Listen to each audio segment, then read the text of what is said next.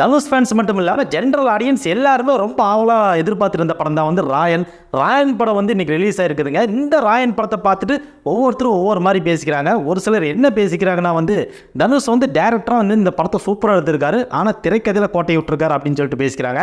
இன்னொரு சிலர் என்ன பேசுகிறாங்கன்னா வந்து ஏஆர் ரஹ்மான் மட்டும் இல்லைன்னா இந்த படத்தை வந்து பார்க்கவே முடியாதப்பா அப்படின்னு சொல்லிட்டு ஒரு சிலர் பேசிக்கிறாங்க. இன்னொரு சிலர் என்ன பேசிக்கிறாங்கன்னா வந்து இந்த படம் என்ன இப்படி எடுத்து வச்சிருக்காங்க, ரொம்ப பில்டப்பாக இருக்குப்பா அப்படின்னு சொல்லிட்டு பேசிக்கிறாங்க. இப்படி ஒவ்வொருத்தரும் ஒவ்வொரு ரிவ்யூ வந்து சொல்லிட்டு இருக்காங்க. ஆனால் இந்த படம் ஆக்சுவலாக என்ன சொல்ல வந்திருக்காரு தனுஷ் அப்படிங்கிறத ரொம்ப டீட்டெயில்டாக உங்ககிட்ட எக்ஸ்பிளைன் பண்ண போகிறேன். நான் சொல்கிற ரிவ்யூ பார்த்துட்டு இந்த படத்தை பார்க்கலாமா வேண்டாமா அப்படிங்கிறத நீங்கள் டிசைட் பண்ணிக்கங்க. தனுஷ் ஃபேனாக இருந்தால் இப்போவே இந்த வீடியோக்கு ஒரு லைக் பண்ணிடுங்க. சப்ஸ்கிரைப் பண்ணாதவங்க சப்ஸ்கிரைப் பண்ணிக்கங்க. வாங்க நேர வீடியோக்குள்ளே போகலாம். ஓகே, தனுஷை பற்றியும் அவரோட டைரக்ஷனை பற்றியும் அவரோட திறமையை பற்றியும் ஆல்ரெடி நான் 2-3 வீடியோ போட்டேங்க. பார்க்காதவங்க நான் மேலே கார்டில் கொடுக்குறேன் பாருங்கள். ஸோ இப்போ நம்ம டேரெக்டாக நம்ம இந்த படத்தோட கதைக்குள்ளே போயிடுவோம்.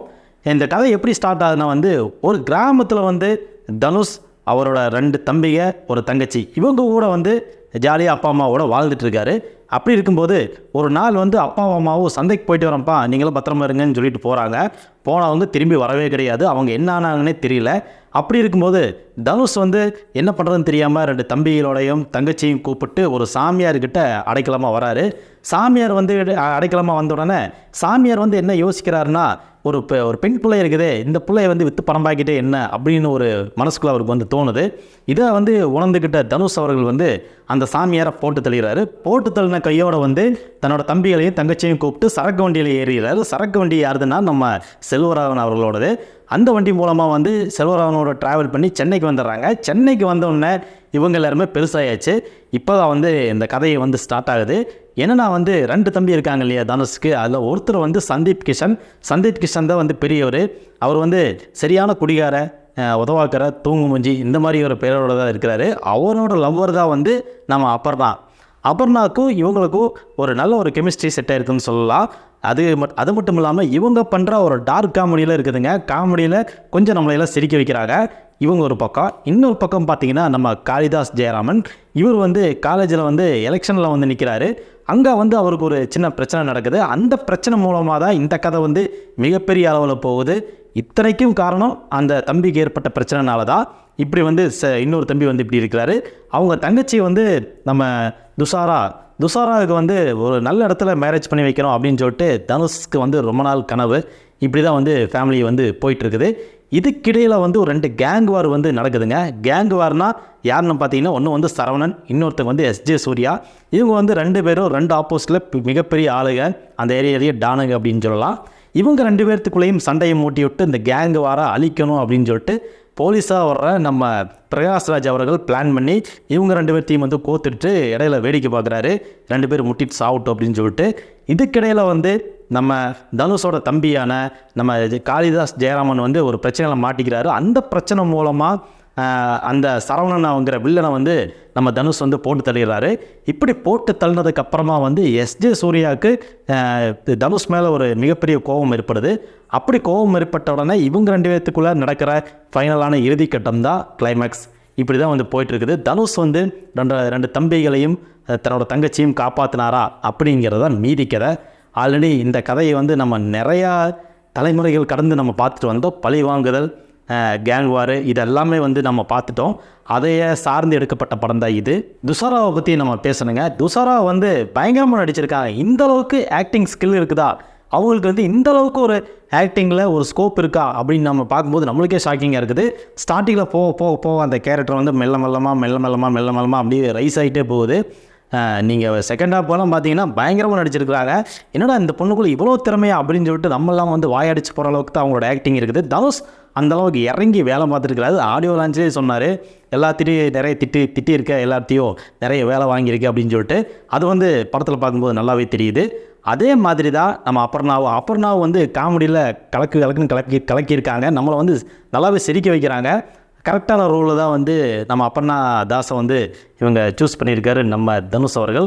அதுக்கப்புறமா பார்த்தீங்கன்னா வந்து எஸ்ஜே சூர்யா பற்றி சொல்லலாம். எஸ்ஜே சூர்யாவுக்கு ஒரு அளவான வில்லன் ரோல் தான் கொடுத்துருக்காரோன்னு நம்மளுக்கு தோணுது.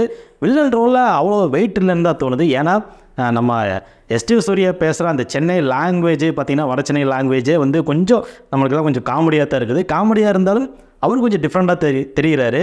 அந்த ரோலுக்கு ஏற்ற மாதிரி நல்லாவே நடிச்சிருக்காருன்னு தான் சொல்லணும். இன்னும் கொஞ்சம் வெயிட் வச்சிருக்கலாம் அப்படின்னு தான் நம்மளுக்கு தோணுது.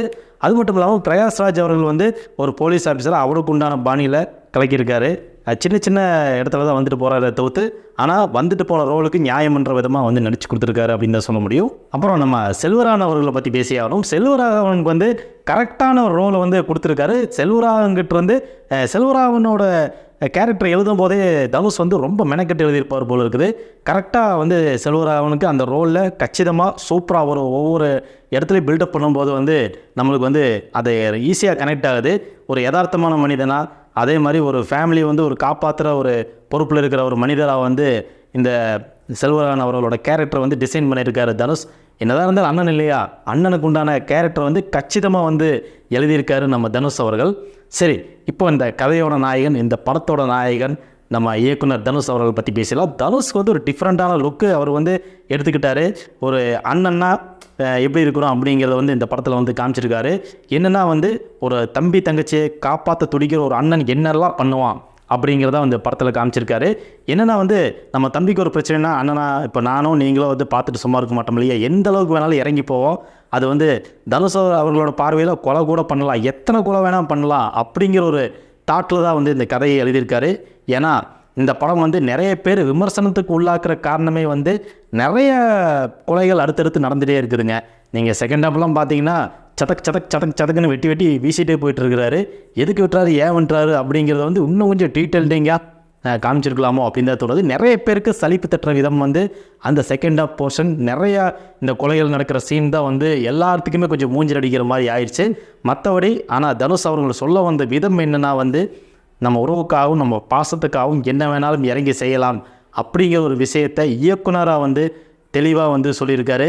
ஆனால் இது வந்து சொசைட்டிக்கு நல்லதா அப்படின்னு கேட்டிங்கன்னா சொசைட்டிக்கு ரொம்ப ரொம்ப மோசமான ஒரு உதாரணத்தை தான் வந்து இருக்குது. இருந்தாலும் நம்ம ஒரு ஆக்ஷன் படமாக நம்ம வந்து லாஜிக்கலாக இல்லாமல் ஒரு படமாக வந்து இந்த படத்தை பார்த்தோம்னா ஃபஸ்ட் கிளாஸாக இருக்கும். நிறைய டீட்டெயில்டிங்கோட தனுஷ் வந்து இந்த படத்தை வந்து எடுத்திருக்காரு. ஒவ்வொரு ஃப்ரேமும் பார்த்திங்கன்னா ரொம்ப மெனக்கெட்டு வேலை பார்த்துருக்காரு அப்படின்னு தான் நம்மளுக்கு தெரியுது.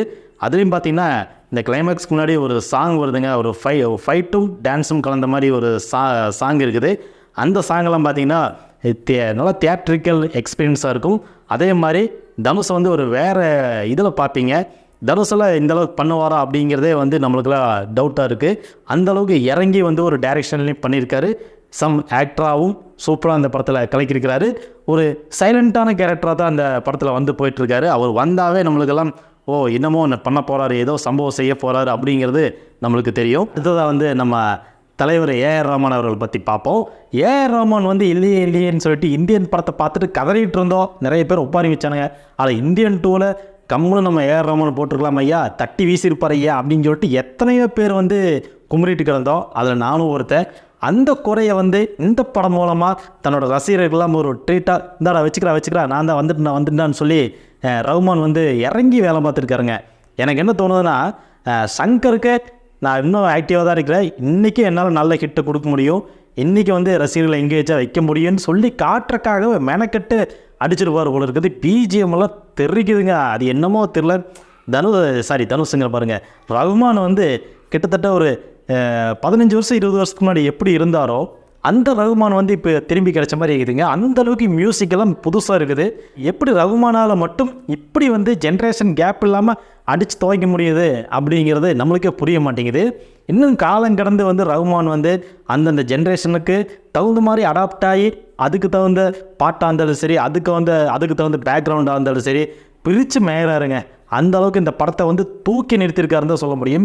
ஃபைட் சீன்லாம் பார்த்தீங்கன்னா நீங்கள் ஃபைட்டு ரியலாக கண்ணு முன்னாடி நடக்கிற மாதிரி இருக்கும். நம்மளுக்கு ஒரு பயத்தை உண்டாக்குறதுக்கு உண்டான ஒரு செட்டப்பை வந்து ஏற்படுத்தி கொடுத்துருக்காரு நம்ம ரஹ்மான் அவர்கள். ரஹ்மான் அவர்கள் பற்றி நான் சொல்ல வேண்டிய அவசியமே இல்லை, உங்களுக்கு எல்லாத்துக்கும் நல்லா தெரியும். அந்தளவுக்கு எஃபர்ட் எடுத்து தனுஷோட படத்துக்கு ஒர்க் பண்ணி கொடுத்துருக்காரு. இந்த படத்தில் உண்மையாக இந்த மக்கள் எல்லாம் பேசிக்கிற மாதிரி ரஹ்மான் மட்டும் இல்லைன்னா இந்த படம் கொஞ்சம் ட்ராப் ஆகிறதுக்கு நிறைய சான்சஸ் இருக்குது. அதையெல்லாம் தூக்கி நிறுத்தியிருக்காரு நம்ம ஏஆர் ரஹ்மான் அவர்கள்.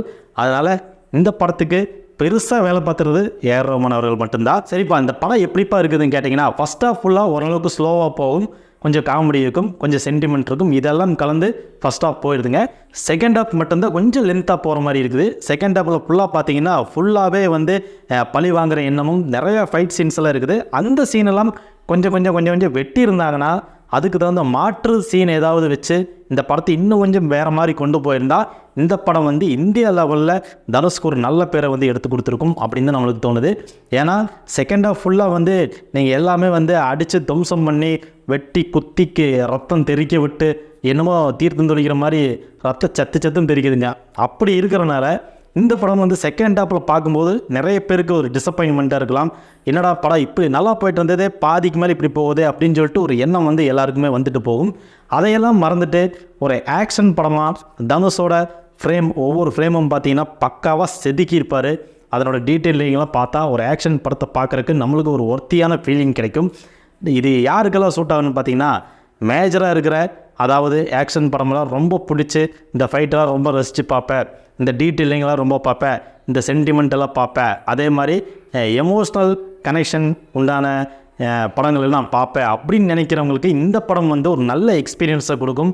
அதே மாதிரி இந்த ஆக்ஷன் சீனெல்லாம் வந்து நிறைய இருக்கிறனால நிறைய இந்த ஃபன்னாக ரொம்ப போர் இல்லாமல் ஒரு என்ஜாய் பண்ணுறவங்களுக்கு இந்த படம் வந்து ஒரு ஒத்தியான படம் தான் சொல்ல முடியும்.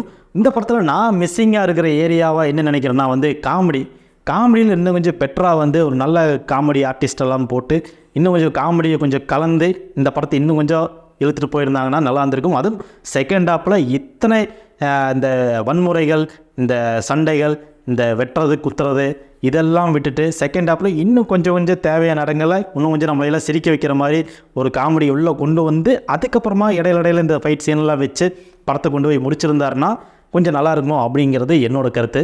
நீங்கள் என்ன நினைக்கிறீங்க அப்படிங்கிறத கமெண்ட்டில் சொல்லுங்கள். ஓகே, ஃபைனலாக வந்து நான் சொல்ல போகிற விஷயத்தை வந்து கவனமாக கேளுங்க. ஏன்னா வந்து இந்த படத்துக்கு வந்து குழந்தைகளை வந்து தயவு செஞ்சு கூப்பிட்டு போயிடாதீங்க. ஏன்னா வந்து இது வந்து ஒரு ஏ சர்டிஃபைடு படம்.